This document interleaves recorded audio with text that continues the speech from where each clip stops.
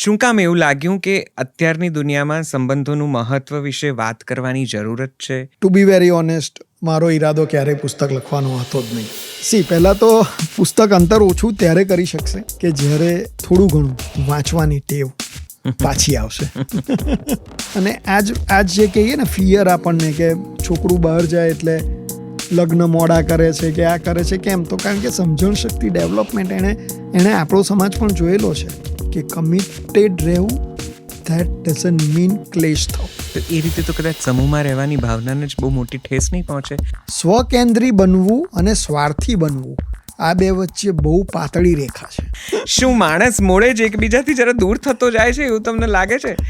આપણે કહીએ છીએ કે કદાચ હવે કળિયુગ આવ્યો છે, માણસની ગંધ ગમતી નથી.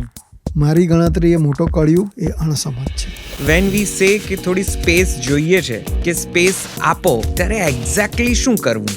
સ્પેસ આપીને છૂટા થઈ જવું કે હવે તો મેં સ્પેસ આપી છે ને તને, તું તારા રસ્તે હું મારા રસ્તે, તો 100% પેલું 5 વર્ષવાળું ઇક્વેશન અહીંયા સેટ થઈ જશે.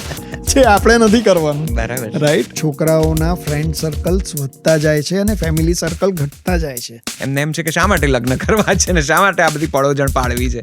બધા જ ગ્રહોને લોકો બતાવે છે, રાઈટ. આ મારો આ ગ્રહ ખરાબ છે, મારો આ ગ્રહ ખરાબ છે. પૂર્વગ્રહ કોઈ દૂર નથી કરી શકતું. જનરેશન જે ગેપ બ્રિજને બદલે જે ગેપ શબ્દનો ઉપયોગ વારે વારે થઈ રહ્યો છે એટલા માટે થાય છે કે ઇટ ઇઝ નોટ. તાળી એક હાથે નથી વાગતી સાહેબ. બરાબર છે, રાઈટ. તાળી 2 હાથે વાગે છે. કેમ એવું લાગે છે તમને? કયા અનુભવોને આધારે તમને એવું લાગે છે કે દરેક જણને ન સમજાયાની પીડા છે?